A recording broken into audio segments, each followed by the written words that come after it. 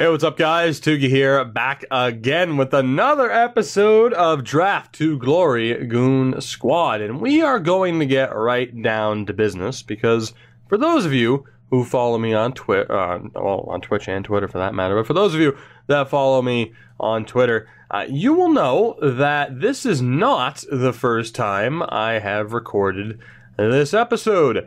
Originally, this episode was going to have I don't know, something that some people wanted. Originally, this episode was going to have face cam. Now, I recorded the episode, all hour and a half of it. I mean, literally, it was actually probably closer to 2 hours. It was an adventure. Unfortunately, there were some tech issues with said video where multiple times throughout the video, the audio would just, like, desync itself for whatever reason. So, for those of you who just kind of don't get what I'm talking about, basically, you know, the audio track wouldn't match up to my voice. It'd be good 1 second, and then I'd cut, 5 minutes ahead, bam, it'd be off sync again. And I'd have to keep fixing that again and again and again. And even once I thought I had the video good to go, I had it uploaded, ready to go, I watched back through it again, and still more parts were just completely out of sync. So it's been a pretty frustrating day or so because of that, but we are back here now and we're gonna make the best of it. We're not going to even discuss what happened in that episode because it does not matter. It is not canon. Strike it from the record. It never happened. This episode is what matters, and today I have my hopes up for the success of this team. Hopefully we can make the playoffs. A lot of it does depend, of course, on the progression of our players between now and the preseason. Of course, we have a lot of progress, or a lot of things that we have to get to in this episode, not just re-signing players, potentially trading away some players at the start of the preseason, simming through the season. We then might have the playoffs to worry about. We have the draft to worry about. And then, actually, I'm going to sign Justice to a max deal. And then we have a whole other offseason to go through. So this is going to be a fairly lengthy video. Of course, you already know how long this video is. So seeing as it's going to be well over an hour, I would guess, buckle up, pause the video, go make a sandwich, grab a drink, get comfy. We're going to be here for a while, but we've been overdue for a marathon. I think it's time that we had just an absolute marathon of an episode. Now, I said this in that first cut of the video, and I have a feeling it's going to hold true. When I have face cam, nothing will happen. It'll be boring and extremely uneventful, and there won't be any, reactions to even look at, other than just the soul-crushing defeat of knowing that things didn't go our way. Whereas now, we don't have the webcam for this episode, so I imagine we're going to have the best draft yet, right? Who the hell knows? I genuinely don't know how this is going to go, although I am quite hopeful. So we are at $16 million in cap space. I shouldn't have to sign another veteran. I think we'll be okay. Let's go to the start of the preseason, and we'll see at that point in time if I have to sign anybody else. Just to make sure, of course, we have that maneuverability to call up and send people down. So that aside, okay, you know what? Screw it. In the first run, we made the playoffs. We didn't win the cup, but we made the playoffs, and the draft was pretty bad. It was definitely a step down compared to the past couple of episodes. There we go. It was on my mind. I can't ignore it because that should be what happened. So yes, I have my hopes up that we're going to make the playoffs again in the second run of this. I also have my hopes up that the randomly generated players we're about to get in this, because I imagine it'll be different players, I have my hopes up that we are in store for an even better draft. So we'll see what happens is all I can say. And yes, I am pretty damn annoyed about it, but there's nothing I can do. When it comes to future videos with webcam, I'm not saying I'm never doing it again. It just made sense for this video to go back to the simple style, no webcam, and just get this video out there, because I didn't want to have to record this a third time. Imagine if I record this for a second time with webcam and it screws up again. Now, I still don't know why it screwed up in the first place, because I had a 7-hour stream that night that was perfect, and I also streamed for like 6 hours before I'm recording this one, and there was no issues with that. So I don't know. I mean, that's... what good is technology anyway, right? So, well, let's take a look here at who's going to make the team. Pushkarev makes the team. Lang and Finley's going to make it. So Lang and Burnett are going to be sent down. We're obviously going to have to make some changes. And then forward-wise, I think we're good. We're not good. Green is a 79. Okay, well, we have this trio of 78s. Thompson's, you know, kind of a stereotypical grinder, not that good offensively. Lyson, same thing. Kelly Downing brings a bit more offense to the table. Lyson's better offensively. The defense goes to Thompson. Aggressiveness is about the same. Lyson's a better skater. Thompson, though, has a bit of room. This might be his last year to get better. Lyson, I'm sorry, buddy. You are being sent down. And we are going to get, I think it's Neil Green onto the team, that enforcer of ours. That is currently now on the squad. So let's go best lines, just to see what it does. It goes Foote, Graves, Chelios, McDonald, Roberts, Zanetti, Nabokov, Wharton, Aronson, Downing, Thompson, and Green. I'm not sure exactly how I feel about that. Now, we do need to go check to see if there are any players that are going to make the roster immediately that we just drafted. Of course, it was a pretty decent draft, so let's take a look here. I'm not even sure how many contract spots we have. That's why this video is going to take a while to record. So we have to get the team set up. We have to make trades. There's a whole list of things to do. So, and I will say, because I haven't pointed this out yet, you guys mentioned this in the comment section. When it comes to, let's go with immature names, we could have had quite the draft class. We didn't do that. I'm still intrigued as to whether or not Marty Dick will improve. We'll find out. As far as signing him, I mean, he's junior eligible, so there's no point. He's going to be down in the AHL. It is definitely worth signing Kenny McMillan. So let's do that. Del Zotto is not CHL eligible, so we'll bring him in as well. And then we have the medium top nines. Now, Janik and Vance are both very solid. Wow, yeah, this is going to take a while, isn't it, guys? Damn, there is so much to get to as far as signing players here. Right. Okay, let's figure this out here, shall we? So, first things first, I'm just going to go straight to the proposed trade option, and we'll figure out who's going to be on this team and who isn't. I mean, we have 12 spots, and then players can be down in junior on defense. That'll be the first thing that we solve. Goaltending. So Brooks is worth signing because he's American. I don't think he played in the CHL. So we'll definitely be signing him up. And actually, oh, never mind. Let's check that right now. If he is eligible to play in the AHL, Justice or Mikkola more than likely will be traded here. That's what it's looking like. So let's find out here if he is junior eligible. So in the system, we'll sign Brooks to a deal. I mean, I imagine he's going to get destroyed. That's the question. Even though he's not CHL eligible, would it be better to have him play at the AHL level or to have him just be unsigned? I am going to sign him. Obviously, I signed him. And we'll see if he develops that way, because we don't really have that extreme need for a goaltender, because Marcus Brodin is a 91 overall, which is just tremendous. As it is, yeah, Mikkola's not going to make it.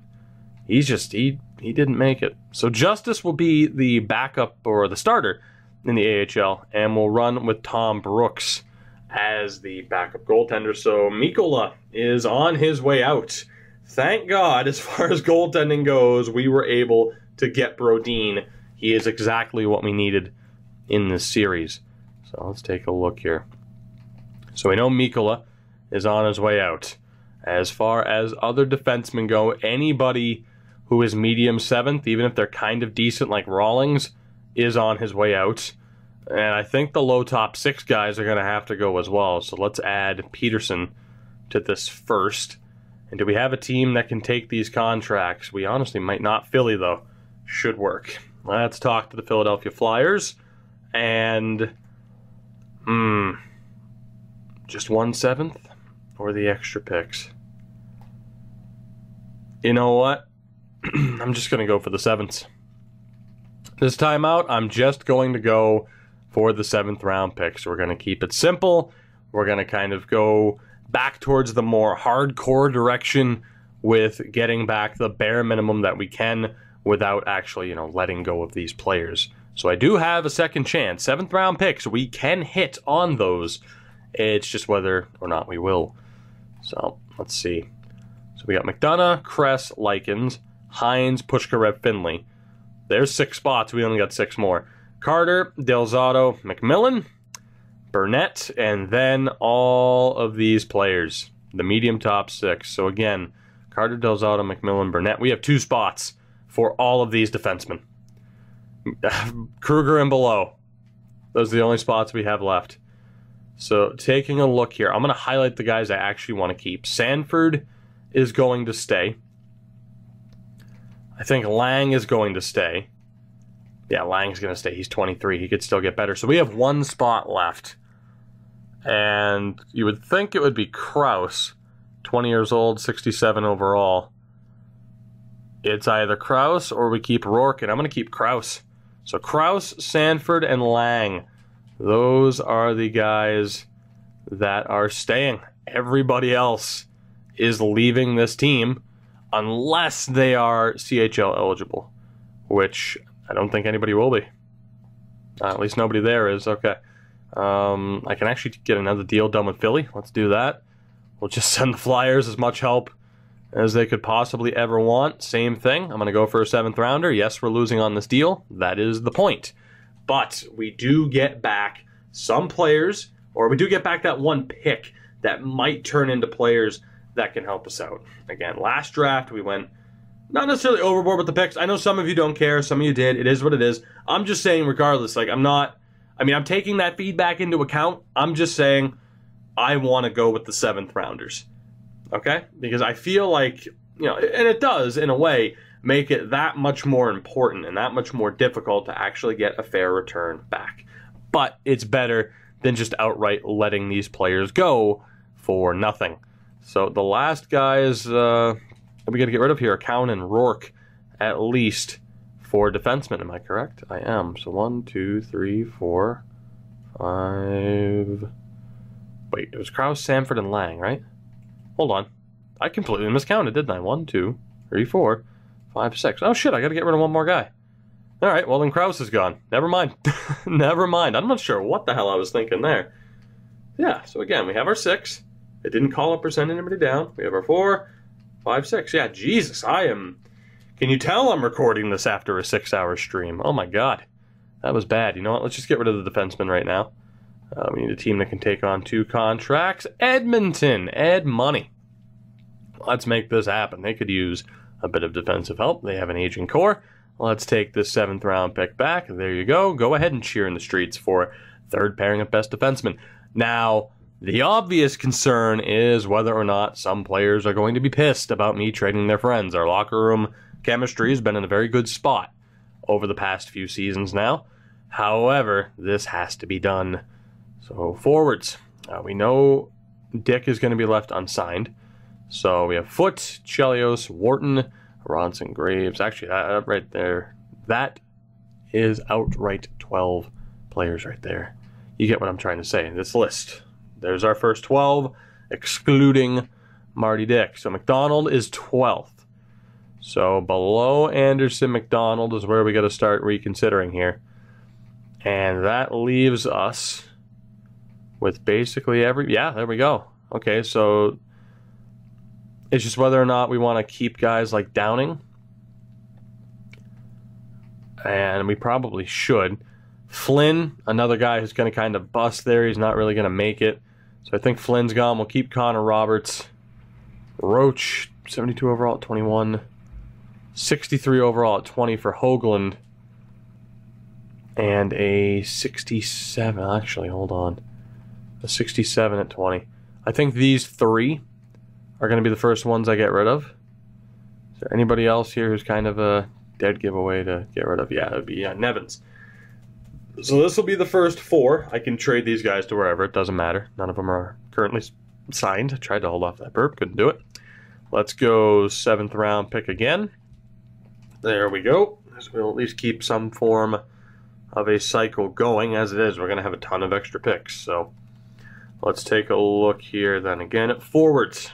Who else do we have? So again, we have 12 with McDonald. Go down, so that would be the next 12. Am I good with that? I think I am. And that way, guys like Primo are gone. Sjugren, and he's a 76 at 23 years old, but I don't think he's going to get much better. Herdina as well, and Arnott will be the last guys removed. I just need to... Actually, I don't even need to sign Vance and Janik. It's fine. It's fine. So, yeah, we are good. As long as I'm not completely screwing this up, which I don't believe I am, we'll try to get this deal done with Columbus as we optimize this lineup and get the best possible players into the best possible spot with them getting the most ice time possible. So we'll go best lines again, and let's sign the other players with the exception of old Marty Dick there. Yes, we are. I mean, it's going to be great when he scores the Stanley Cup winning goal, isn't it? It's going to be tremendous. Unsigned players. So Janik, Vance, and Sanford all need to be signed. And we'll leave Marty as our only unsigned prospect at this point in time. Let's get this team set up, finally. We're 15 minutes or so into this episode. Told you it was going to be a marathon. That's the good thing about this, though. You know how long this episode is at this point. I don't, which is honestly kind of scary because I don't know how much... I don't know what lies ahead, which is kind of scary. Let's get this team set up and good to go. And you know what? I think I'm going to give Green a little bit more ice time here. Yeah, Roberts and McDonald. You know what? I'm actually going to take a bit of a risk here. I'm going to go Aronson, Wharton, Zanetti. I'm all right with leaving Chelios on the top line. That's fine by me. I mean, it's better to give him that time anyway since Zanetti is 26.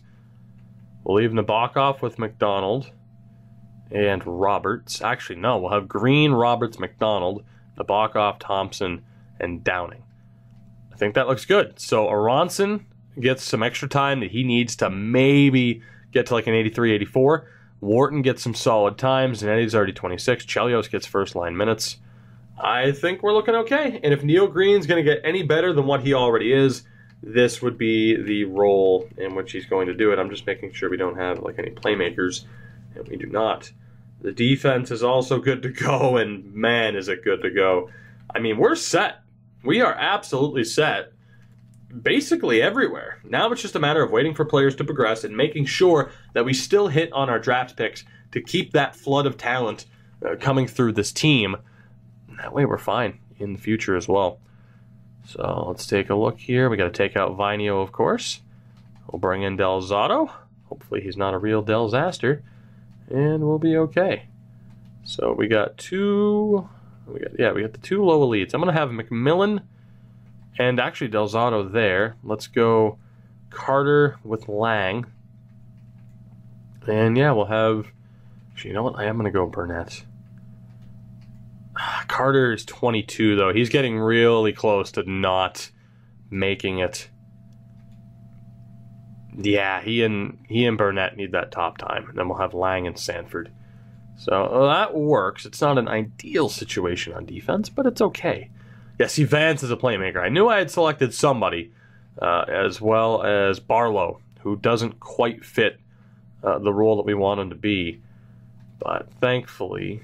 still looking all right. We'll put Lyson on the bottom line for the moment. Any other medium bottom sixes? Nope. Let's look for the top nines now. Again, we'll optimize this and get the players with the best potential, the most ice time that we possibly can, rather than going by overall. Oh, how many low top sixes do we have? Just that one? Just that one in Barlow. Medium top six, low elite. Let's swap Maurer and Koski-Ranta. So we're looking okay. We're gonna go Reefers at center with Osborne and Koski-Ranta. We have Maurer with Horkoff and Flynn.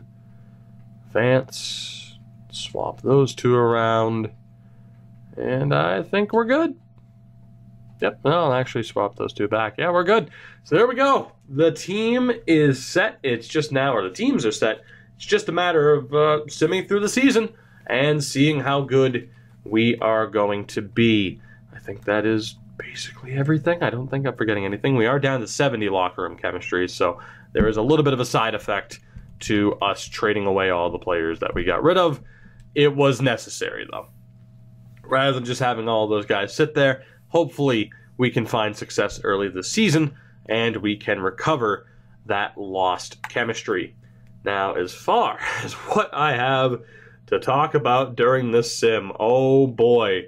In the first run of this episode, I thought I had nothing to talk about, although it is going to be a good year for rookies. We'll see how well that works. I've noticed, actually, on stream that when it says, oh, it's a good year for rookies, the top half of the draft is often weaker than you would expect. It's those middle rounds and those later picks that tend to be the better selections, which could really benefit us if we do, in fact, make the playoffs. And if we don't, we're a lottery team, then we'll see what happens. And obviously it would be for the best to still win the lottery. We're off to a 6-1-1 start. That is tremendous. Make that 7-8, 1-1 start. Right. Well, I guess I better take a swig of water here in a second, boys, to rest up the voice, because this is, oh my God. We finally lost again to Edmonton. Yeah, we're going to make the playoffs at this rate, aren't we? Yeah, let's... I do have the bottle of water next to me, just in case. I'm going to need to keep this voice refreshed, because we are going to have, at this rate, at least one playoff series to talk about. This is unbelievable. I can say that we didn't do this well out of the gate on this first attempt of this episode. Like I said, we made the playoffs, but we didn't do this well. So this is pretty ridiculous. I think I actually kept the same team that I kept in that first run. So interesting. Very, very interesting. Now, with Brodeen in goal and the forward core that we have, I guess I'm not all that surprised, but 27-2. Make that 27-3 is absolutely ridiculous. Whether or not this, sustains or maintains, whatever, whether or not this continues, I don't know. But, oh my God, I can't believe this. See, this is what I'm talking about. This is what I meant. When we don't have the webcam, good and crazy things happen. When I do have the webcam, nothing happens, and the goddamn file crashes and corrupts and audio's desyncing itself. Like, it's not meant to be. I mean, sure, right now, if I had the webcam, you would see the just pure joy and shock on my face as we are having a pretty crazy amount of success, right? But just damn. It just wasn't meant to be, guys. I don't know what else there is to say. I still have the video as I'm recording this. I still have the video uploaded to my account. I should just I wouldn't want to upload it because people would be like, oh, hey, whatever. This is the official video. I should upload it to show you guys how bad it is, or at least before I edit how bad it is. It was so bad. This is making it worth it. If having to record an episode or re-record an episode that was an hour and a half long, if having to re-record that episode means we get a season like this, then it is still not worth it. But, it's all right, because I still got other videos that I want to make and upload regularly and all that fun stuff. But, hey, I'll take it. We're probably going to hit 40 wins here, maybe, against Calgary just before deadline day. The goals are at 29 wins. I doubt they'll make the playoffs, knowing how competitive the AHL is. But again, I am not complaining. 39-15-7 before this win against the Flames, and we still have the entire month of March and half of April to go. We'll move on. We potentially beat Calgary. We did. Calgary was our 40th win on the year. 41-15-9. absolutely ridiculous. Get ready, because here come the playoffs. We are marching our way to the postseason, potentially still in contention for the President's Trophy. We're going to hit 50 wins before the end of the month at this rate, although we did just lose 2 straight games, so maybe not. Make that 3 straight losses. And there we go. So three straight losses. We've lost 4 out of 5. We've started to slow down a little bit as we have approached the end of the season. Can we get our 50th win against New Jersey? They're on 51 wins. If we win this game, we still have a chance. I want to sim to the 11th. Can we beat New Jersey? We shut them out. Oh my God. If we win these last 3 games, we might get the President's Trophy. Can we beat Vegas to stay alive in that race? We can. And that brings to an end the best regular season I could ever imagine for this team. 52, 19, and 11. Holy hell. Are you kidding me? Did we win the President's Trophy? 115 points. We were the top team in the conference. How? We didn't even have a 70-point score. It had to be Brodin. It had to be. Did we won the President's... We won the President's frickin' Trophy. We beat New Jersey by 2 points. Thank you, overtime losses. New Jersey averages 3.12 goals for per game. We're at 2.37. It was Marcus Brodin. Absolutely. Goals for, we were towards the bottom half of the league. Here we are. And then goals against, the lowest in the league. The best defense and the best goaltending. That is unreal. Our power play was at 16%, which was bottom 6 in the league. Our power play, though, excuse me, that was our power play. Our penalty kill, though, was top half of the league, 83%.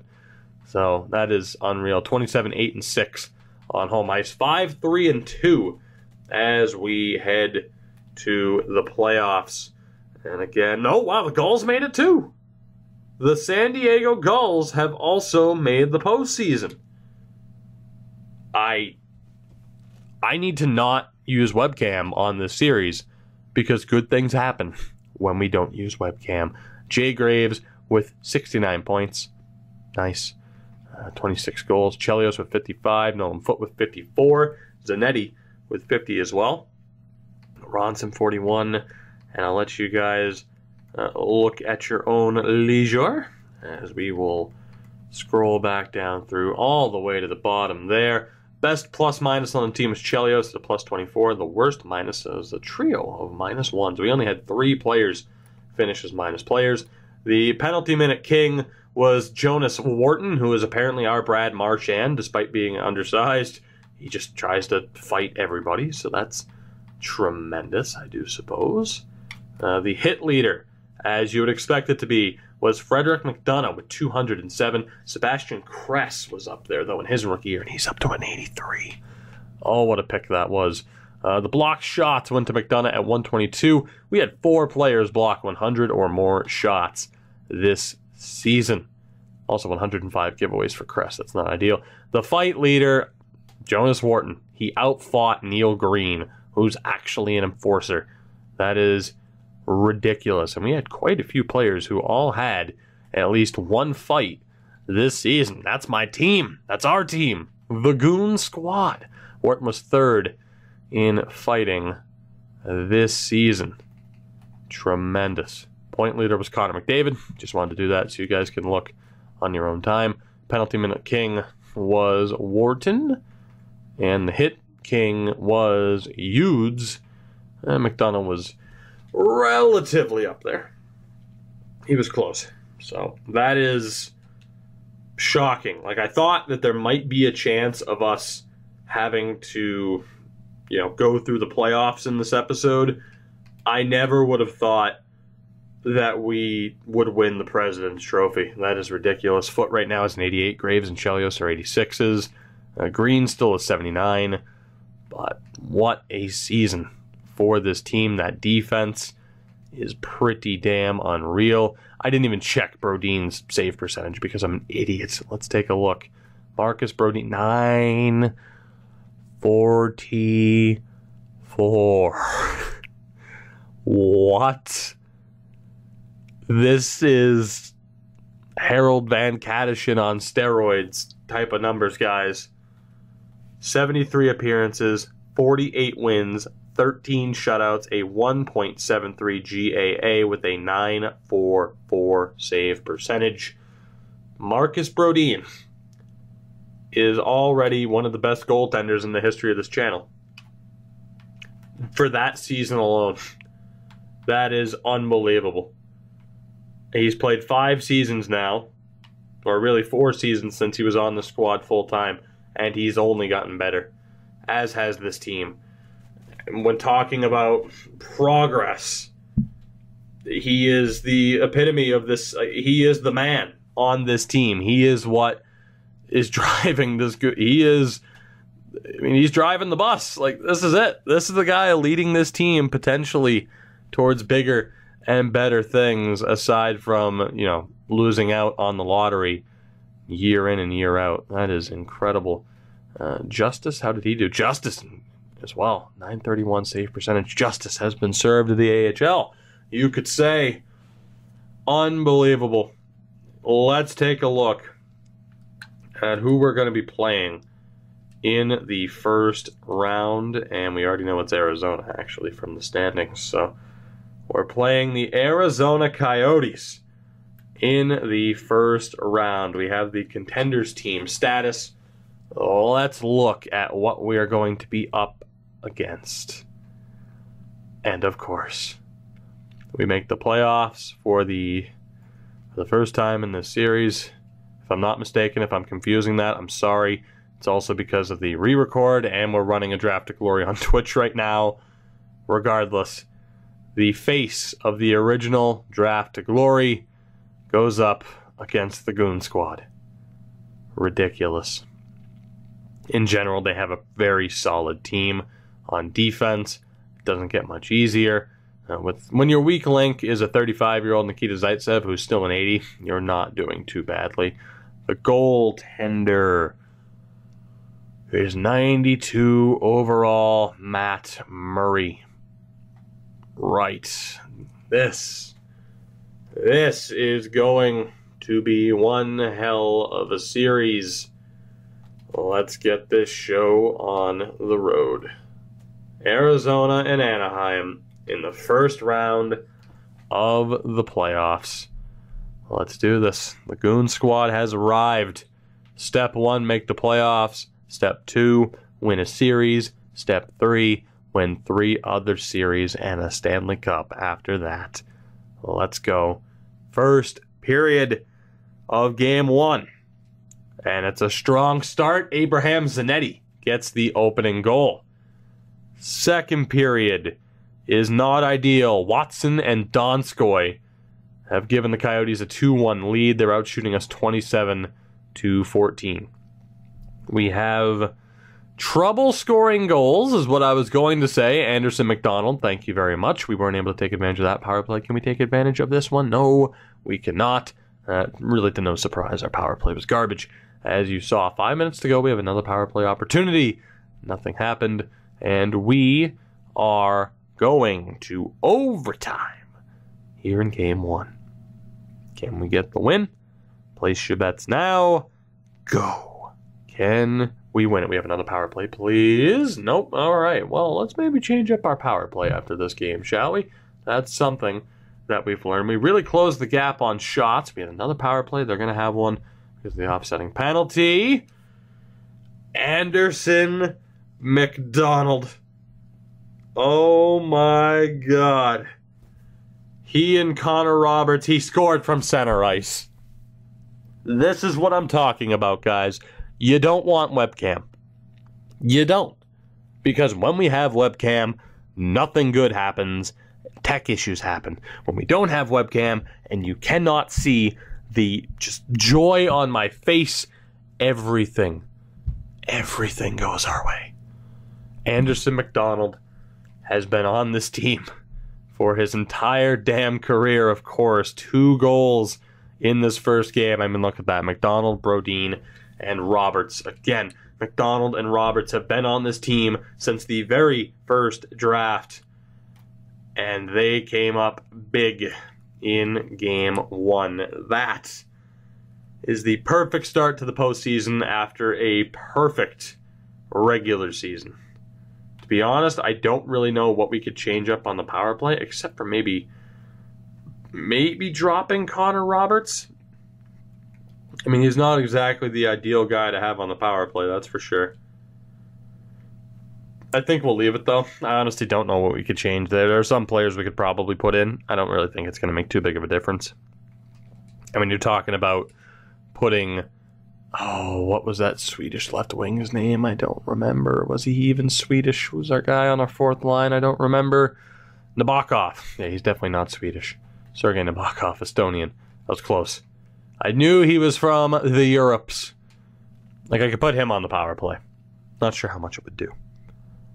Let the good times roll. Game 2 against Arizona. Can we defend home ice? Something we did very well all season long. First period, and that is not a great start. Andre Palat gets the opening goal. We outshot them 9-7. Doesn't mean a whole hell of a lot. Second period is scoreless. 22 shots to 14 in their favor. We find ourselves in now desperate need of 2 goals as Boone Jenner scores. Nolan Foote, just under 5 minutes into the period, gets it back. We are down by 1 with half the third period gone. Can we find another goal? 5 minutes to go. We've beaten Matt Murray once. Can we do it again? 2 minutes left, and that will do it. So unfortunately, Arizona still accomplishes their goal. They take at least one of the games on the road to start this series. Boone Jenner with a 2-point night. Palat with a 2-point night as well. Marcus Brodin did his job. 30 saves and a .937 save percentage. We just weren't able to get the goals. That is going to be our biggest problem. You would assume, of course, our defense and goaltending is going to be on point.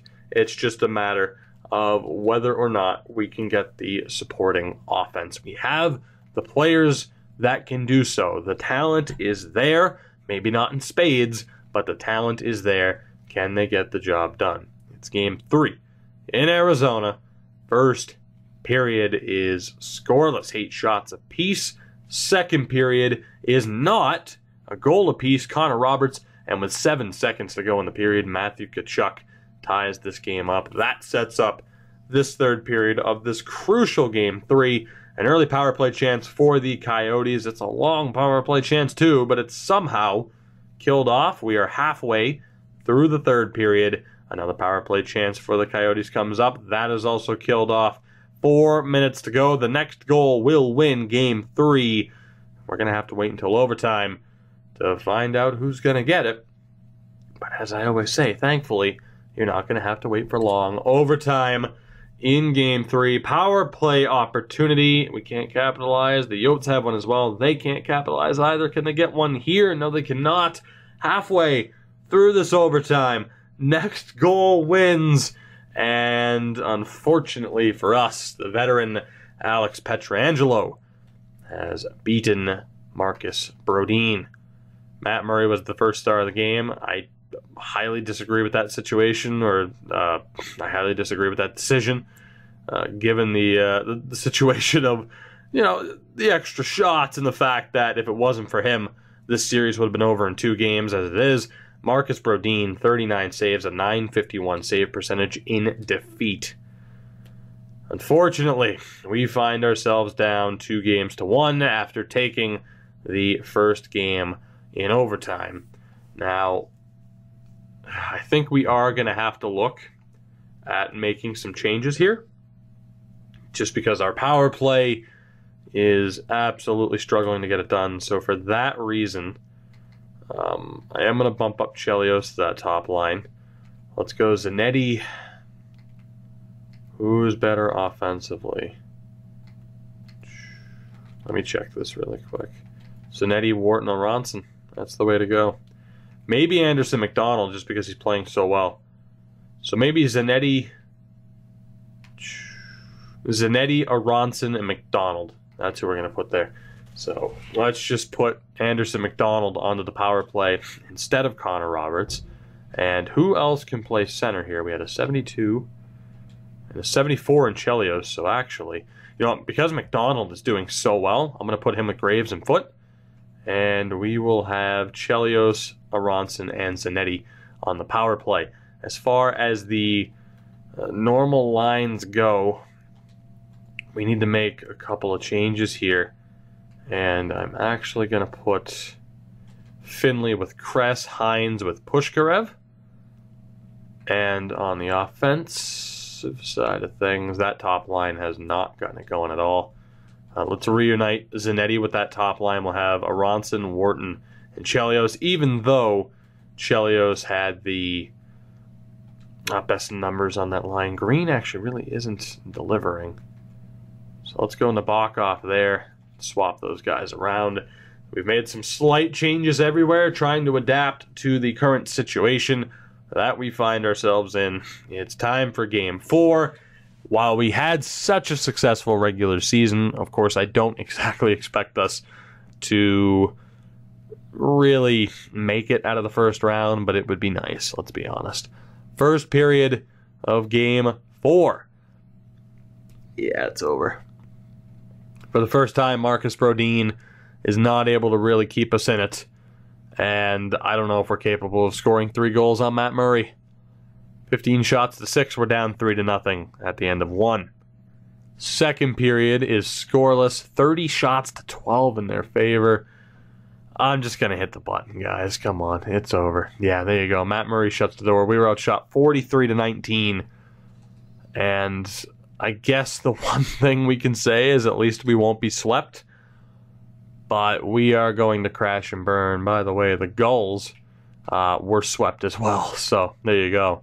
I completely forgot to follow along with that particular series. We won Game 1. We find ourselves down 3-0. There's really nothing we can do about the lineup.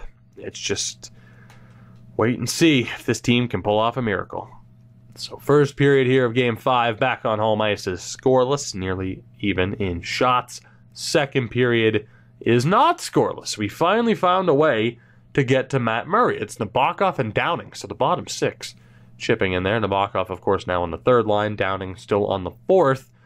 And we have a chance to potentially extend this series. We were even in shots at the beginning of this period. Can we make the most of it? Let's find out. We have another power play chance here that we can't take advantage of. 5 minutes to go in the 3rd period. But I think we're going to be able to hold on, and indeed we are. The late power play chance for the Coyotes was not taken advantage of, and this series is not over just yet. Marcus Brodin with the 27 save shutout. Nabokov with the goal. Matt Murray in his own right had a very solid game with 29 saves. But there is still life for these very aggressive Ducks, I guess is what we'll call them. Game 6 back in Arizona. Again, there's no reason to delay. There's no reason to stall. It's just a matter of simming through these games and seeing if we can get the job done. First period of Game 6 in Arizona is scoreless. 20 shots to 4. 20 shots to 4 in our favor, and we could not beat Matt Murray. That is tragic. Now, the story of this period is where the shots are coming from. We had a couple of shots, we had a decent amount of shots from the circle and the slot, but only one shot in front of Murray. A lot of outside shots, ton of shots for Zanetti in that period. That's just fairly disappointing. We're not taking quality shots. Second period, can we change that? No, we can't. 33 shots to 8. Oh my God, guys. I don't like our chances here. I don't like our chances here at all. Yeah, we didn't have one shot in front of Murray in that period. They had a shot from the wrong side of the red line. I mean, they only had the 4 shots of that period. But I mean, we're taking all these shots for a bunch of power forwards. Nobody seems, for a bunch of power forwards and grinders, nobody seems to want to get in front of the goal. And that could cost us dearly. Third period in this elimination game, Game 6 in Arizona. Oh my God, still dealing with my cold as well. It's tremendous. God, don't I love it. I really don't. Like, I really don't, but I do love that. Abraham Zanetti gets us on the board. Can Marcus Brodin shut the door? Yes, he can. And the Anaheim Ducks have forced Game 7.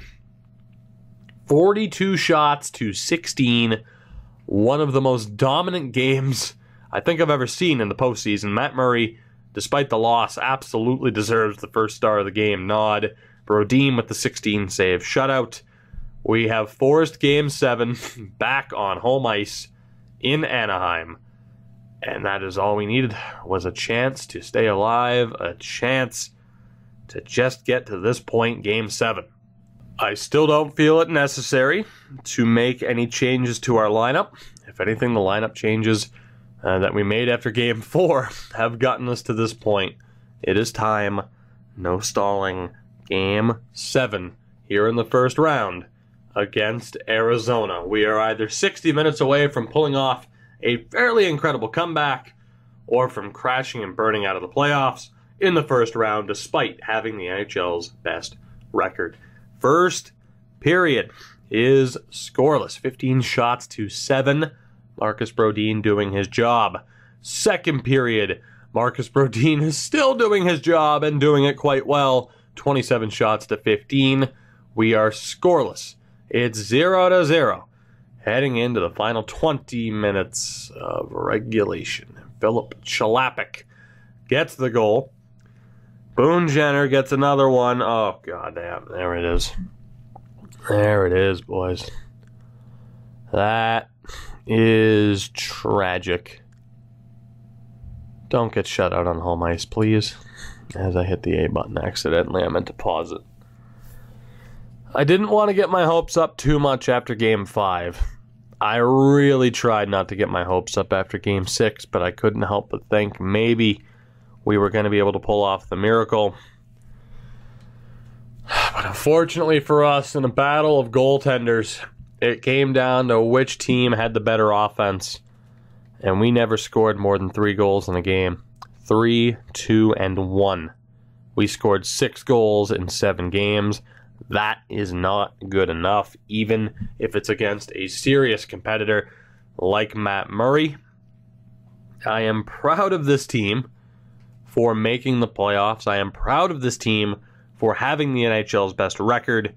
But to lose in that way, it doesn't make it any less devastating, even if we knew to have low expectations.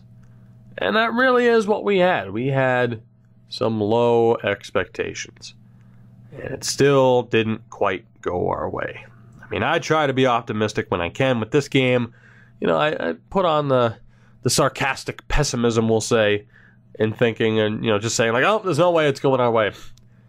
I was obviously a bit nervous once I saw Arizona's lineup. And unfortunately, as I mentioned, 6 goals in that few of games, it just wasn't good enough as the Vancouver Canucks have won the Stanley Cup. I do want to take a look quickly at some stats before we move on to the draft. I am going to try to get through the draft as quickly as possible because I would like to get to the start of the preseason again for next episode. But taking a look here, I mean, we have an enforcer in Connor Roberts leading this team in points. No goals from Aronson, from Chelios, 1 goal from Foote, nothing from Graves.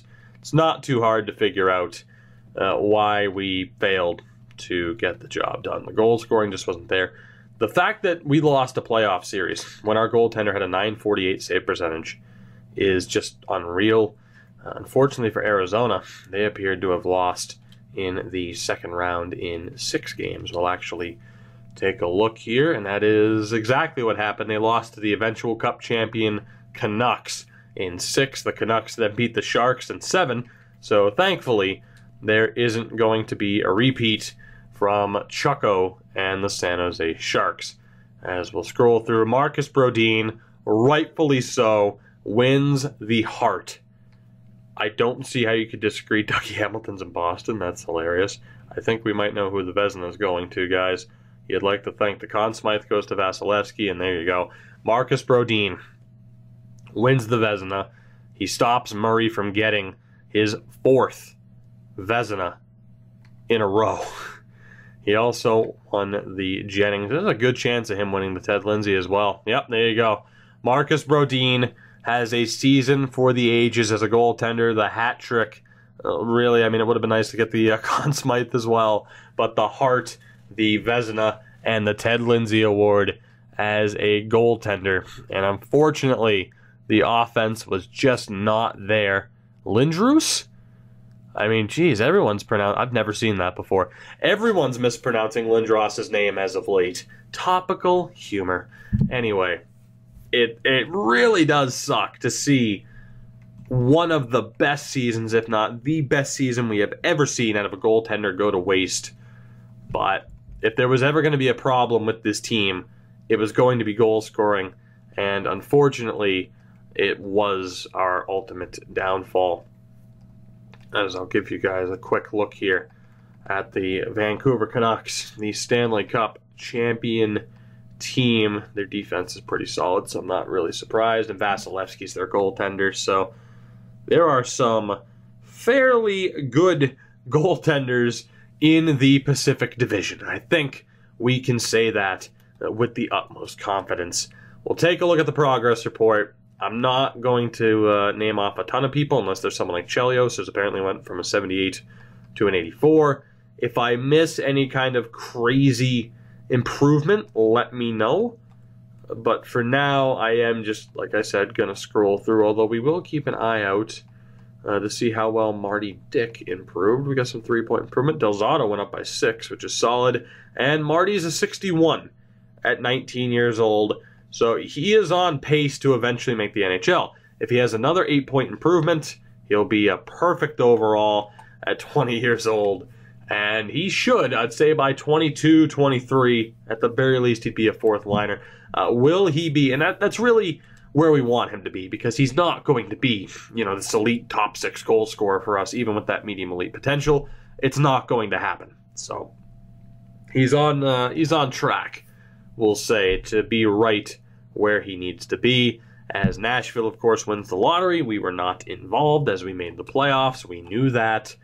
So, and of course, as the team with the President's Trophy win, we are going to have some very, very low selections in this upcoming draft, as Tavares, Ben, Carlson, Taves, Wheeler, Marchand, Krug, Doughty. A lot of top players retired. Carey Price as well. Corey Schneider, Ben Bishop. So quite a few good players have left the league at this point in time. Let's get this show on the road. The highlight of every episode, at least until we get to the point where we have now, where we're making the playoffs. In a way, though, it could still be, oh my God, so many Canadians. In a way, though, it could still be the highlight if we can continue to have the draft luck that we've had as of late. We have the 27th selection in the first round. See, case in point, these overalls, while they're still medium elites, these overalls are lower. Remember what I said earlier? I really do feel like now all of these potentials so far have been solid. That's typically how it goes, although it did change with Winnipeg there. I also haven't been looking at the overall numbers, so let me know if I missed anybody. But I feel like this will indeed be one of those entry drafts where we have a chance to get some solid picks in the 3rd to 4th round. So you could now argue that maybe I should have taken some better picks other than a 7th. That is absolutely an argument that can be made. I want to look at Landeskog first. No crazy overalls. Kron, same thing. Let's look at Kaufman. 85. Ooh, he's got a good wrist shot. He's 20 years old as well. Good defensive awareness. He's got a good wrist shot. I think we found our pick right there. The German Kaufman. I think he's the guy. Let's see. 18. No league interest. Yeah, he's our guy. No doubt. We might have just found the steal of the draft here, boys, early on. 80 defensive awareness, 83 balance, 86 wrist shot power. The German center, Frank Kaufmann, now he is a two-way. So while I was looking at guys like Patan and everything, he's 6'4". I mean, I wanted to make sure like maybe Patan was the guy, and he was at 6'3". If he's the guy who wanted that we wanted to pick, that I would break that rule for. Again, I'm kind of leaning towards one time in a draft, I'll select somebody who isn't a power forward or grinder on offense. The German Frank Kaufmann is that guy. Let's go. He is too good to pass up. Yep, there it is. There it is, boys. I told you. We can't have webcam. This is why. Do you think we got a player? Our first round selection, the first time I had to record this video, not even close. Not even close to being this good. He was like medium elite, like 50-something overall. And Frank Kaufmann, the German, 90 offensive awareness, 86 wrist shot accuracy and power. Oh my God. Not to mention, decent strength and body checking. We're going to change him to a power forward, and he is going to be a staple of this team. Absolutely ridiculous. That is why after the first couple of selections, or after the first couple of drafts, I gave in, and we kind of made, or at least I kind of made that rule where, you know, if there is, wow, by the way, how cool would that have been to get another Reefers who's an absolute monster? Never mind, that's the steal of the draft. 49th selection, Sasha Reefers. Medium elite, 19 years old, a 79 overall. That is an absolutely insane pick for St. Louis. Damn. I'm still very happy with our selection. Of course, in fairness, Bobkov was also very good at a 76 overall, but that's what I'm talking about here. The guys outside of the top 5, even the top 10, are monsters. Just absolute monsters. Kaufmann, though, an 80 overall, the best pick yet in this draft overall-wise. Like I said, I made that kind of rule to myself where I'm going to aim to only select a non-power forward or grinder once, regardless, I change their player types to a power forward or grinder. And it at least worked out there. Low league interest for Schofield as a goalie. I mean, if those numbers weren't red, I'd be ecstatic, but that's not the case. All these guys we have no info on whatsoever. I haven't even checked potential yet to see if there's anybody for these late picks. We have a bunch of high elites.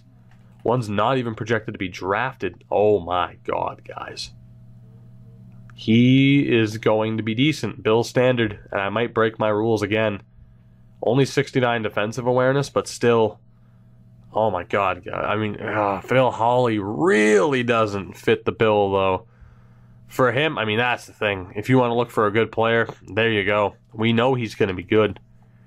We know he's going to be good. This sniper, not as much, at least not out of the gates. But these two defensemen are both going to be very good, and it's going to be very tough for me to not break my own rules. They're both projected in the 4th to 5th rounds, so I would have to take potentially one, if not both of them immediately.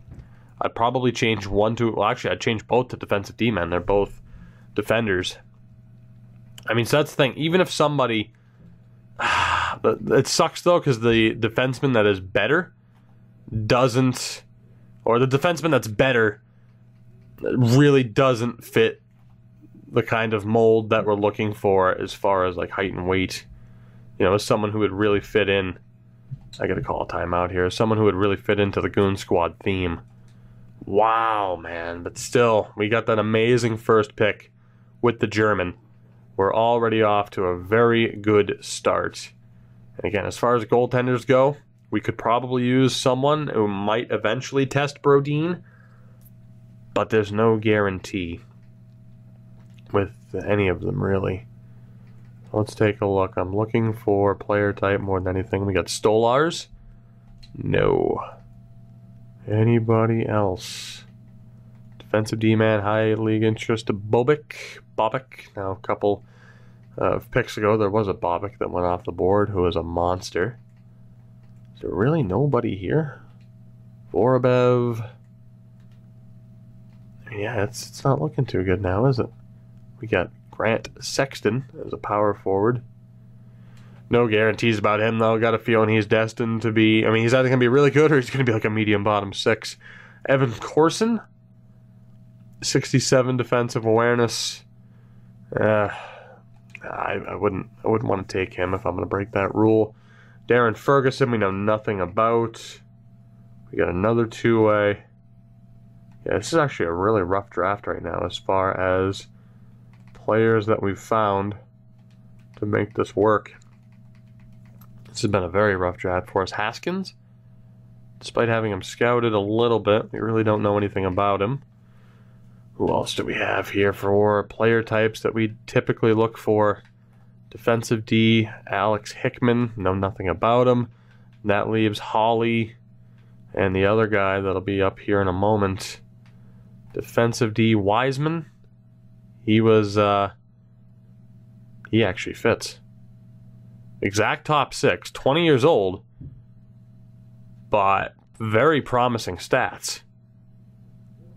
I mean, we know we're going to put Holly on that list in case I decide to kind of break my rules again. Justin Dillon is there. You got Standard. This power forward, who is not going to be as good as the other guy that we just saw. We have a grinder and Legwand. 18 though, but he is a grinder projected in the 5th round. I'd hope he'd at least be medium top 9, right? Hopefully. We got this power forward, Oduya, who again should be half decent. You would hope, or at least I would hope. And we also have Derek Ho, that we know nothing about. I want to get through the 5th to 6th round. You have Strachan, who again was that sniper that doesn't really fit. You got this sniper as well. Not quite what we're looking for. Right, we got another grinder in Cahill. I think we're kind of lowering that list. Len Christensen could be decent, not the ideal pick though. I'm out of pin options as well. Dawes. Let me just double check here. I'll remember Christensen's name, hopefully. Schremp is 20 with no league interest. Alright, so... Oh boy, I gotta decide what to do here, because there are some players in the 5th to 6th round range who do fit the bill of what we're looking for. It's just a matter of whether or not I'm gonna kind of bend my own rules here to draft either Standard, who at 6'3" does kind of fit the stature for a defensive D-man. We know that Holly is going to be pretty damn good. We would assume. We would assume. He doesn't really fit the bill, though, of a defensive D-man, although in fairness, Marty Wiseman is there. But that wasn't the point of this, to just be able to select the best players and then, choose them to a kind of a goon build. More often than not, though, if you look at these starting potentials, a two-way isn't going to be as physical of a player, which is why I haven't necessarily been breaking these rules. Like an offensive defenseman would never really be that physical of a player. You know what? I bent the rules once. Put it this way, guys, right? If this is a straightforward draft, Holly and Standard are absolutely the picks. Holly primarily. I'm not going to take him. I am only taking Standard if he is still available. I'm taking Wiseman with this pick, I think. Oh, God. Yeah, I'm going to stick to my guns here. I'm going to stick to my guns. I am knowingly turning down players who are probably better. Let's go with Wiseman, who is medium top 6, 65 overall. All right, he's actually not even good, or as good overall-wise as I thought he would be. So, like I mentioned, I know, they were better. I was originally only supposed to take power forwards, grinders, enforcers, and defensive D-men, along with any goaltender that I wanted, because there's really no way to kind of make that work, aside from just being like, no, they have to be this tall, which would really screw us over. So, for that reason, I'm kind of sticking with my guns here. Although, that said, the same player is still available here with the 89th pick. Let's take a look again at the pinned players list. I might just go for it, though, since Standard's still there, right? Bill Standard still there, 69 overall. Locked in. Good shot blocking. He's actually not going to be as good as you'd probably think. We also have Oduya, who might actually be a half-decent selection in the grinder leg wand. Oh, God. Obviously, standard is the easy pick. Very easy pick. You can tell that my inner struggle here isn't having to turn down a player who I know is better. I'm going with Oduya. 66 overall, medium, top 9. He's a power forward, though. I'm sticking with my guns. I broke the rule once for Kaufman. We got an incredible player because of it. I know I could get better players. I'm not going to keep going on about this. Holly was medium, top 4, 68 overall. Standard was medium, top 4, 66 overall. So they both still have a bit of a ways to go. They were obviously both better players than who we had just selected. That's the name of the game, though. It's supposed to be painful to have to miss out on these players that we know are pretty damn good. Except for Kaufman, because I broke my rule. Except for Kaufman. And I took one playmaker, too, but he was like 6'3". That was Vance. So we got the grinder in leg wand. Dylan wasn't worth it, but we got the grinder and leg wand. Let me go back through here. Lidman wasn't great. That's right. Lidman wasn't great. Let me go back through and see who else is available. Ho wasn't that good. The grinder and Cahill, 18 high league interests, kind of up in the air. Christensen was somebody to look at. Was Dawes? Not really.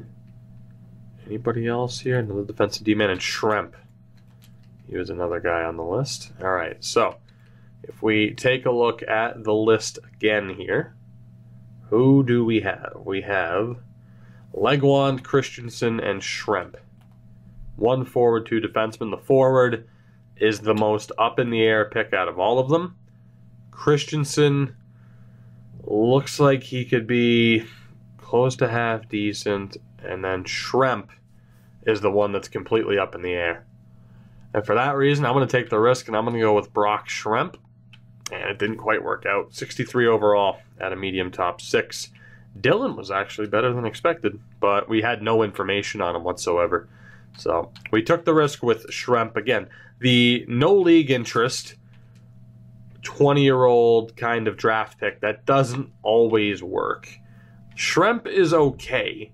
Is he a game changer? No. He's one of those players who is, fighting to maybe make it onto our third pair and at the NHL level. He's not going to be that kind of guarantee, but as it is right now, no one else is really drafting those guaranteed players either. So it's all well and good. I don't think we missed out on anybody. If I did, it's fine. Maybe. Actually, I should have gone back to the 5th round, but let's see who else is available here. As Christensen is up. Our grinder, is he gone? Probably. He is. All right, so we'll take the risk on Len Christensen. Not really all that hopeful his starting overall is going to be great. Maybe his potential will be. Worst pick yet. All right, well, never mind. As we have started to decline. I know we looked at Beret before, so that was an unfortunate pick. We do have an extra 6th. So that's interesting, we'll say. So the draft has slowly started to decline. The actual middle rounds here haven't been as good as I thought they'd be. They've actually been pretty subpar. Gene Camilleri at 19, not really what we're looking for here. We got this power forward, Eugene McNeil, also not really what we're looking for. The grinder, Donald Rodney, not quite either. The Russian defenseman, Alexei Mayorov, is available. Another defensive D-man in Alexander Frolov. And that brings us to the 7th round, where Hextall is the first guy listed. Fits the height and weight deal. I mean, he's looking probably like a 65. Medium top 9, 65. William Getzlaff, no. There's got to be There's still going to be some players here. Terry Grossman is 20. High league interest, though. You never know. Could be worth it. Especially at this point. It's probably worth taking the risk. Speaking of taking the risk, Rodney Campagna. Tony Montagna is also an option. Par Olsen. What else do we got here? This hybrid goalie and Cogliano. Marshall Cogliano, defensive D-man, and Lars Paulson. Power forward, Jared Little, who we know very little about, but fits that bill as a unknown with no league interest. Edward Vickers, the Italian. And we also have Grossman that we don't know much about. Domingue. I mean, I think I got to take the Italian here just for the hell of it. I was hoping Grossman would have more stats available, but he doesn't. Anybody else here projected in the 7th round? Daniel Paris, who we don't know anything about. Is that the end of the road? Defensive D-man undrafted it is. Just for the hell of it, I'm going with the Italian Edward Vickers, and I'm going to hope that he's half decent. Let's find out if he is. He's average. Medium top 965 overall. Kind of the average player you can expect to get when you take the no league interest 20-year-old player. That's what you will see most of the time. So again, for 5th, 6th, and 7th round picks, that's normally a safe bet to be decent. Sometimes it's a steal, not always, as was the occasion here. Let me double check what players we have as far as potential goes, and then we'll take a look at the pinned players list as well. So we got Shots, who might be decent slap shot accuracy. 77 strength. Projected to be a 7th round pick. We got Stan Douglas, who could also be half decent. 83 speed. Bill Lehman. Maybe not so much as power forward, and Edwin Grossman. This two-way in Mats Ragnarsson. We got another playmaker in Fallon.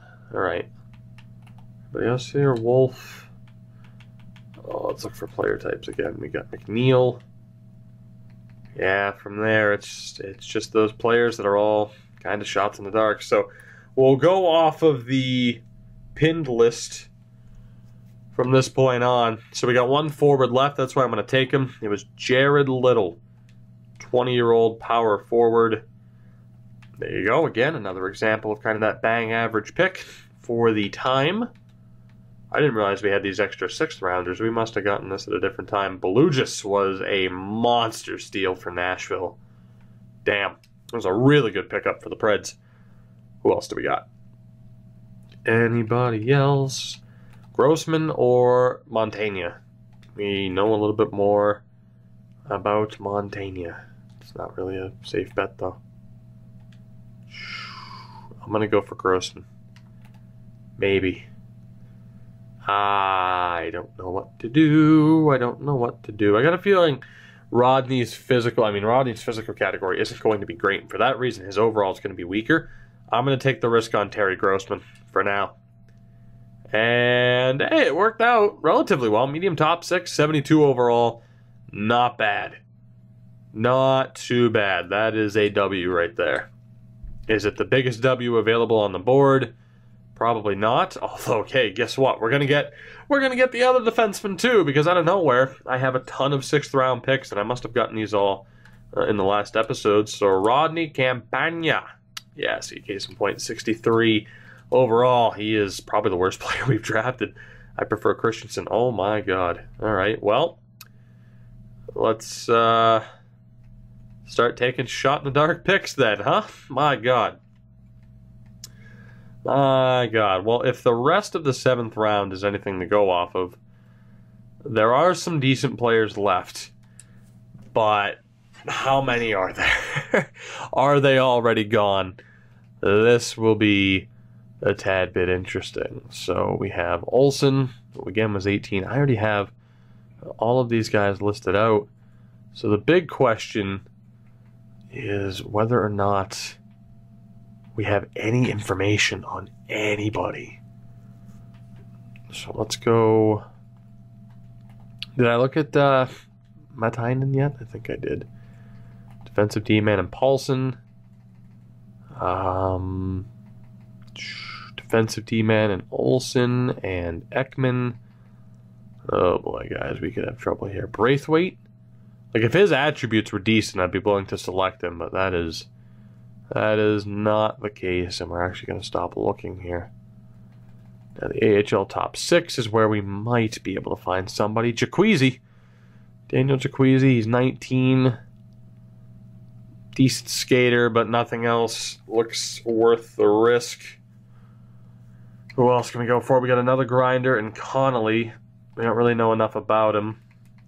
This is bad, man. This is bad. The Ukrainian's not going to work. Ackers, the American, isn't going to work. So many grinders. Albert Kong. We have Bachman. None of these guys really. Actually, what was Kong? 18, right? Yeah. None of these guys really fit the bill for what we need. This is a case of all of these extra draft picks not really working out for us, because we don't really have a gigantic group of players to pick from that might actually be decent. Basically, we're looking at recycling these picks is what we're doing, which, to be honest, might not be the worst idea. And by that, I mean I'm just going to trade these picks for 1 7th-round pick next year. Or, I mean, because anyway, I'm going to have to trade these players because they're going to be a miss. Like, there are not any of those style of players aside from Parsons. Look how long, though, it took me to find him. We also got that Enforcer. We got the Grinder and LaBarbera. Bernard Fleury is there. Zuzan could actually be half decent. Never mind. I know we're running low on time. There we go. I'm gonna go for Zuzan. Hope for the best. 58 overall, low top 9. Somebody who won't ever make our team. All right. So that's a bit of a miss. Let's take a look at who we pinned. Who do we have? Livingston, Fitzmaurice, Parsons was the next guy that I wanted to take. Again, low top 9, 63 overall. You win some, you lose some. We're going to be able to turn all these guys into 1 extra 7th, so we'll get 1 chance at redemption next year for all of these picks being a little bit rough. Let's go for... Oh, actually, how good was Livingston? A couple of greens, but nothing great. Let's go with Bernard Fleury, the grinder. Medium top 9, 64. That's kind of the best we were really hoping for. And Dupre was half decent. Our second to last selection. I guess I will be able to select everybody there. I thought I was going to have to pick between the last 2. That is not the case. I'm going to go for the Enforcer in Fitzmaurice, who is not good. And that leaves us our final pick of this draft. Unfortunately, despite the top pick that we made, it's been a bit weaker of a draft. Livingston is also somebody who will not make this team in the future. So again, it was decent at points. We got some players who will battle for either bottom 6 forward spots or third pairing defensive spots in the future. But aside from the number 1 pick, there really isn't anybody that's going to be a gigantic game changer for us in this series moving forward. So with the draft out of the way, let's go ahead and hopefully quickly make our way through the rest of the offseason. I want to at least get to the preseason, get a look at what this team is shaping up to be for next year, and we'll take it from there. So we will have to start off by just trying to offer the base deals for our goaltenders, because I have a feeling we're going to have to use up quite a bit of money with some of the other players already on the team. Anybody who is currently unsigned is going to stay that way for the moment, just to make sure we have enough spots to bring back everybody that was already on the team. Nolan Foote needs a big boy contract at $8.6 million. Anderson McDonald as well. I mean, he certainly earned it after the solid postseason performance he had, which, I mean, is relative, of course, when it comes to solid postseason performances for our team. What a pick, though, Kaufman was. That is insane as a chance of him being an 82 or an 83 at the beginning of the next season. So, like I mentioned, I think moving forward, I'm probably just going to stick to 7th round picks. If we're going to have a ton of extra picks, I would prefer them to be later picks as to not give us too much of an advantage. And when it comes to selecting players who are not the player type that we're supposed to be targeting, I'm going to try to only break that rule once. And of course, the earlier on in the draft we break that rule, the better. Will that change? Will my decision change on that? Probably. I mean, at the end of the day, I still aim to do, I still aim to do whatever is going to make this series more interesting, in my opinion. It is supposed to be a mix of a challenge for me and entertaining for you.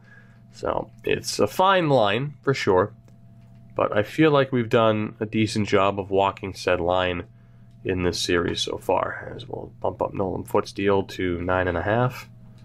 Can't believe I actually hit that on the dot. That was fairly impressive. And that's it. That's all we got to care about. We had 40 players under contract, so we will actually have plenty of spots to bring in other players. This video, though, is still looking like it's going to be the same time as the original run, so we're talking 3 hours spent on just recording the same video as Nolan Foote is being just a tad bit difficult, but if it's a $10 million contract he wants, it's a $10 million contract he will get. That was a weird speaking mistake. Goaltenders were taken care of. All right, cool. So we have $43 million. Yeah, we're fine. 10 years, 10 years, 10 mil. 1 year, 10 mil. He should accept no problem. And then from there, who do we know we're going to be bringing in next year? Again, Marty, I think is actually going to be, I'm going to sign him. I think he might be AHL eligible. We're going to bring in, that was weird how that happened. Oh, okay, because I only sent them the offer. We're going to bring in Kaufman. And then everybody else is wait and see in terms of how they compare to who we already have on the roster. I'm going to do the same thing for this group of talent that I did for the other guys at the start of the season. So let's take a look here. Nolan should accept. Wow, Nolan, are you serious, buddy? Like, come on, man, you're killing me here. You want more than... I mean, I can give him 20. It doesn't matter. I mean, if anything, that's going to stop me from having to bring in a veteran. Although at 23 million, I'm still probably going to have to bring in a veteran. But let's go. There you go, Nolan. $20 million. If he rejects this, then this episode's going to end on a very poor note, because that is just about the most money we could offer him, give or take a couple $100,000 here and there. So I'm actually at the point now where I'm kind of concerned, because he rejected $10 million. Who's to say he just really doesn't want to leave? All right, good, he's back. Can you imagine, though, we make the playoffs, we win the President's Trophy, and he's just like, nah, I want to leave. After all this time. Like, what a dick move that would be. A Marty dick move is what I meant. So, do I want to sign... I'm going to bring in one extra veteran, because I got a feeling we're going to need him anyway, as Austin Matthews hits the free agent list. What is up with that, game? Max Pacioretty, Ryan McDonough. I'm all right with giving Cam Atkinson, the Catkinson, a fairly big deal.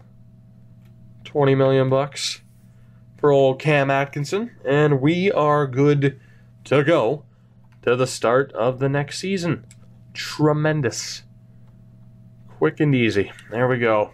So the big question is, as always, what type of player progression will we see from our team, and who is going to be sent out with injuries off? I know there was the whole thing like turn injuries back on for the playoffs, which I could do, but in a way it kind of sucks, because I'd have to hold on to certain players who would literally just sit around and not progress whatsoever. So I don't know, as far as injuries go, what we're going to do. But I am intrigued to see what this team looks like. I can't imagine next season will go any better, even though we're technically going to have a better team. I don't think you can expect Marcus Brodin to have a season like that again anytime soon. I don't know if you can expect any goalie to have a season like that again anytime soon. But maybe, just maybe it'll happen. I don't know. We'll see. Like I said earlier, keep your expectations in check, because when something like that happens, it is that much more special. As I'm trying to hold off yawning, but damn it, we're going to fight through it. I was going to say we're going to fight through the pain. There's no pain involved, but still, we're just going to fight through it. So let's go to proposed trade. We'll do the same thing we did last time as far as keeping this team together. So goaltending is fine. Defense, we have 1, 2, 3, 4, 5, 6. 1, 2, 3. All right, we need 3 more defensemen. Out of Campagna and below, 3 more defensemen. I'm going to mark who I'm keeping. 1, 2, and probably Burnett. Yeah, and Burnett. So, 1, 2, 3, 4, 5. Lang dropped an overall point, and for that reason, I think he's on his way out. I think we have our 5 that we're going to get rid of. So again, 1, 2, 3, 4, 5, 6, and then from Del Zotto up is 6. Perfect. So where can we send you guys? We only have 1 player under contract, so Florida. Florida, how would you like a whole bunch of defensemen, most of whom you'll never have a real chance to use? There we go. Perfect. A couple of players aren't happy about us trading away Pete Lang, but it is what it is. Our defense is now 80 and up across the board. Tremendous. Let's go best lines. And then, of course, we know who we're going to sign on defense. So I might as well do that now, just so that the game doesn't bring back anyone to the AHL team that we don't want to be there. We have the champions team status. Amazing. Although that's been like the kiss of death for us at numerous points in multiple different series, as we'll sign Grossman. The one thing that could have screwed me over there is if someone's CHL eligible. I don't think that was the case, though. That's the one thing I didn't check, but I'm pretty sure everybody was 20 and up. So we are okay. Again, unless I'm mistaken. Now to figure out the forwards. Our top 24 guys. 1, 2, 3. Yeah, see, Marty's in the AHL. Perfect. So we have our 12 there with Green. And we have our next 12 here. So we have a couple of medium top 9 guys involved. Oh boy. Alright, we got quite a few guys that we might have to get rid of here. Alright, first and foremost, let's set up the team as it is right now before we think of getting rid of anybody else. I didn't realize we had that many forwards to pick between. That is a lot of players we got to cycle through. So our defense is set. Burnett still didn't make it. And then on offense, Downing isn't going to make it, I think. Green, Gustafson, and Vance. Let me call up these 2. I could even call up Thompson and Reefers. Let's see, who would I rather call up? Reefers looks to be better offensively and arguably better defensively. Not as physical, though. Right. As it is, I got to send down 2 players, so we got Vance, decent enough playmaker. We have Green, the enforcer, Nabokov, probably even better offensively, so for that reason I think Vance will get sent down. And then Nabokov or Gustafson. Gustafson has a better shot and is better defensively, but I'd probably go with Nabokov. Nabokov's actually listed as a 4th liner, whereas the other guy isn't. So I think we're good, not to mention just the AHL team in general. Like, I could send down Horkoff, who's only listed as a depth forward, but he has 93 offensive awareness right now. He's looking at an improved role on this team. So let's go best lines there. And let's try to figure out who the hell's leaving this team. There's enough players to sort through, that's for sure. So forwards, again, we have 12. And then with Green, We have 24, which would leave Gustafsson out, which I don't want to do. Oh, man, so Gustafsson would be out. Unless I get rid of this group, which, I mean, they're all fairly decent medium top 9 players. Who for sure are we going to say we're getting rid of here? So Fitzmaurice is gone. Flynn, Downing, and Lyson are AHL, and they're not going to make it. So we know for a fact these guys are leaving the team, which is unfortunate. Guys like Flynn, Downing, and Lyson have been here for quite a while. The problem is, at certain points, we have drafted a little bit better than expected, which has led us to this point where we have too many players for too many spots, or for too few spots, I should say. Let's go 7th round pick next year. Give them a decent enough deal. There we go. Let's just go best lines again. I didn't want to go assistant coach best roster because I don't know if that would screw up what I've already set up myself. And then again for forwards, we go from green down. What are we going to do? So Koski is staying, no doubt. Vance is staying. Bakov, Janik, Roach. Maurer, I'm a little bit concerned about, and to be honest, I don't think he's going to make it. I don't think he's going to improve 2 to 3 overall points to make it. Now, you could argue I shouldn't go just off of overall, but for the players on the NHL team right now, like Nabokov, he has a chance to get better. McDonald and Roberts are role players. Green still has a slight chance to be better. You know, and while certain individual attributes might be better for Maurer, for example, to help us with the goal scoring, I mean, he was listed as a sniper to begin with, 85 offensive awareness. He's a solid defensive player. I still want to go with the guys that have a chance to improve beyond what they already are, which is why I don't want to get rid of Gustafsson. I am willing to get rid of Barlow. Thompson is solid defensively, but he's peaked at a 78. And I'm going to add these 2 guys as well. So we are slowly and somewhat painfully, I'm having to get rid of some players that I don't necessarily want to get rid of. But we are getting to where we want to be, even if it means getting rid of, again, some players that I wish I had spots for, but I don't. So let's take a look here. We go from green, Koski Ranta. There we go. We're good. That's our 12. We'll sign the 4 current medium top 9 players that are unsigned, and the team will be set. So we have witnessed quite a few veterans and, you know, long-term players for the squad leave the team. Not quite in the way I would have wanted, but you have to do what you have to do to try and keep that, you know, cycle going of bringing in the best possible players. And you kind of have to identify when you think a player may have peaked. And in the case of someone like Kenny Maurer, as an example, I don't think he's going to make it. I was hoping for a little bit more progression out of him than what we ended up getting. And because that didn't happen, we were pretty much locked in to our decision.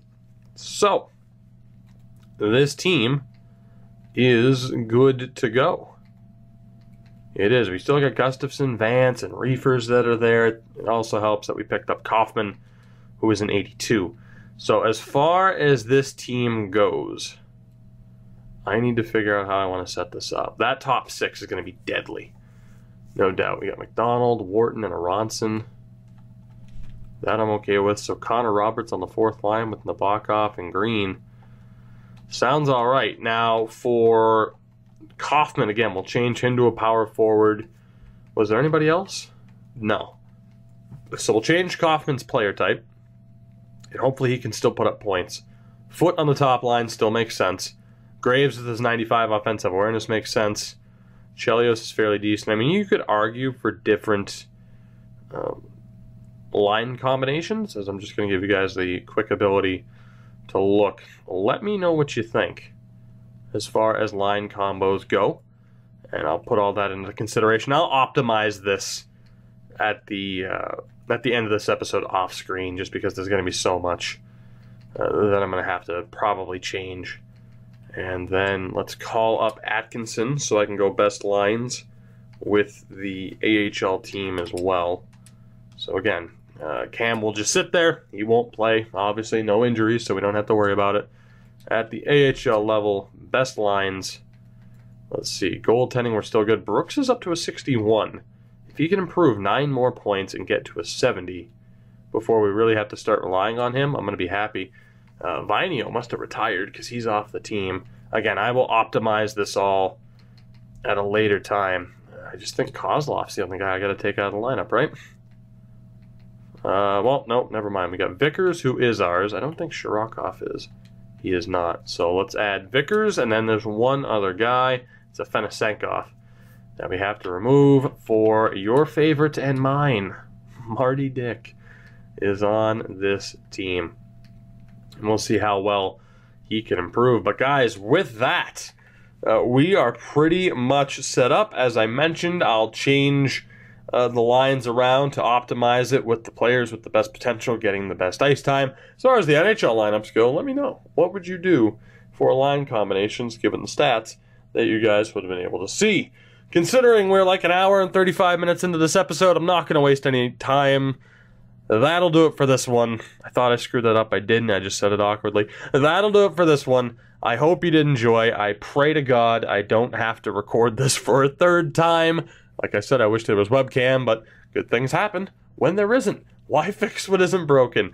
If you enjoyed the episode, you know what you can do to support me, the video, and the channel. Leave a like and subscribe if you haven't already. Links are in the description to my Twitter and Twitch. Give me a follow on there if you haven't already. On Twitch, we just passed 30,000 views. 30,000. Tremendous. 3-0. And then 3 more zeros. 30,000. Which is a pretty damn big deal. And I thank you guys for that, who have been following me on that platform as well. And especially, too, I've referenced that Draft to Glory series that we're running. I'm telling you, if you can catch these streams, it's worth checking out. Anyway, that'll do it. Thank you guys for watching. I'm looking forward to the next one. I hope you feel the same way. Until then, have a good one. Take it easy. Goodbye.